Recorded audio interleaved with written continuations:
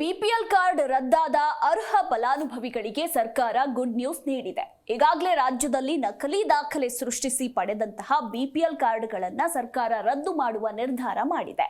ಈ ಮೂಲಕ ಅನರ್ಹರನ್ನ ಎಪಿಎಲ್ಗೆ ವರ್ಗಾಯಿಸುವ ಕೆಲಸವನ್ನ ಮಾಡ್ತಿದೆ. ಇದರ ನಡುವೆಯೇ ಇದೀಗ ಆಹಾರ ಇಲಾಖೆಯಿಂದ ಬಿಪಿಎಲ್ ಕಾರ್ಡುದಾರರಿಗೆ ಸಂತಸದ ಸುದ್ದಿಯೊಂದನ್ನ ನೀಡಲಾಗಿದೆ. ಏನದು ಆ ಗುಡ್ ನ್ಯೂಸ್ ಅಂತೀರಾ? ನೀವೇ ನೋಡಿ. ಪ್ರಮುಖ ದಾಖಲೆಗಳಲ್ಲಿ ರೇಷನ್ ಕಾರ್ಡ್ ಕೂಡ ಒಂದಾಗಿದೆ. ಅದರಲ್ಲೂ ಬಿಪಿಎಲ್ ಕಾರ್ಡುದಾರರು ಸರ್ಕಾರದ ಹೆಚ್ಚಿನ ಸೌಲಭ್ಯಗಳನ್ನು ಪಡೆಯಬಹುದಾಗಿದೆ. ಇನ್ನು ಕಾರ್ಡ್ಗೆ ಸಂಬಂಧಿಸಿದಂತೆ ಆಗಾಗ ಬದಲಾವಣೆಗಳು ಆಗುತ್ತಲೇ ಇರುತ್ತವೆ. ಇದೀಗ ಈ ಬಗ್ಗೆ ಆಹಾರ ಸಚಿವರು ಮಹತ್ವದ ಮಾಹಿತಿಯೊಂದನ್ನು ಹೊರಹಾಕಿದ್ದಾರೆ.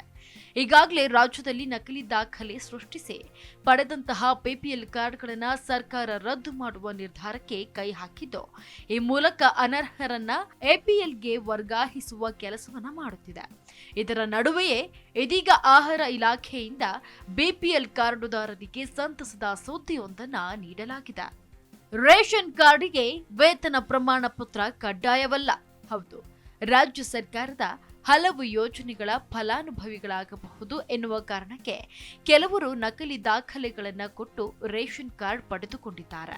ಇಂಥ ಅಕ್ರಮ ಕಾರ್ಡುಗಳನ್ನು ರದ್ದು ಮಾಡುವುದಾಗಿ ಇತ್ತೀಚೆಗೆ ರಾಜ್ಯ ಸರ್ಕಾರ ಘೋಷಿಸಿತ್ತು. ಇದರಿಂದ ಕೆಲವು ಅರ್ಹ ಫಲಾನುಭವಿಗಳು ಕೂಡ ಆತಂಕಗೊಳಗಾಗಿದ್ರು.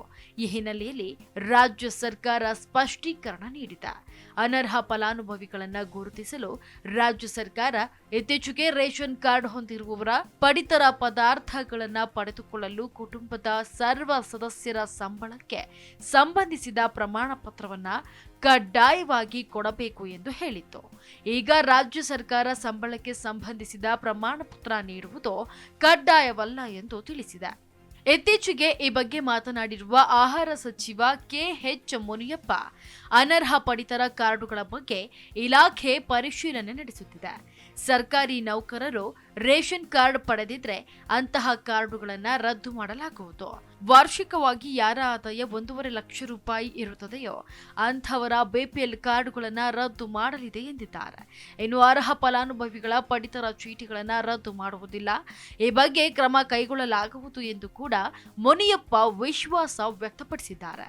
ಇದಲ್ಲದೆ ಅನರ್ಹ ಫಲಾನುಭವಿಗಳ ಬಗ್ಗೆ ಪರಿಶೀಲನೆ ನಡೆಸುತ್ತಿರುವ ಕಾರಣಕ್ಕಾಗಿ ಪಡಿತರ ಪದಾರ್ಥಗಳನ್ನು ಕೊಡುವುದು ತಡವಾಗುತ್ತಿತ್ತು. ಮುಂದೆ ಇಂಥ ಸಮಸ್ಯೆ ಉದ್ಭವವಾಗುವುದಿಲ್ಲ ಎಂದು ವಿವರಿಸಿದ್ದಾರೆ. ರೇಷನ್ ಕಾರ್ಡ್ನಲ್ಲಿ ತಿದ್ದುಪಡಿಯನ್ನು ಆಹಾರ ಇಲಾಖೆಯು ವಿವಿಧ ಭಾಗಗಳಲ್ಲಿ ಮಾಡಲು ಅವಕಾಶ ನೀಡಲಾಗಿದೆ.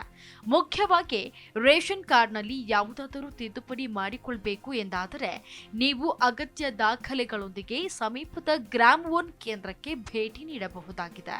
ಈ ಕೆಲಸವು ಬೆಳಿಗ್ಗೆ 10 ರಿಂದ ಸಂಜೆ 5 ಗಂಟೆ ಒಳಗೆ ಮಾಡಿಕೊಳ್ಳಬಹುದಾಗಿದೆ. ನೇರವಾಗಿ ಭೇಟಿ ಮಾಡಿ ಅರ್ಜಿ ಸಲ್ಲಿಸಬಹುದಾಗಿದೆ. ರೇಷನ್ ಕಾರ್ಡ್ಗೆ ಸಂಬಂಧಿಸಿದಂತೆ ಕೆಲವು ಪ್ರಮುಖ ತಿದ್ದುಪಡಿಗಳನ್ನು ಹಾಗೂ ಬದಲಾವಣೆಗಳನ್ನು ಮಾಡಿಕೊಳ್ಳುವುದಕ್ಕೆ ಅವಕಾಶ ನೀಡಲಾಗಿದೆ. ಜಿ ಕನ್ನಡ ನ್ಯೂಸ್ ಈಗ ನಿಮ್ಮ ಮನೆಯಲ್ಲೇ ನೋಡಿ. ಎಲ್ಲ ಕೇಬಲ್ಗಳಲ್ಲಿ ಈಗ ಲಭ್ಯ.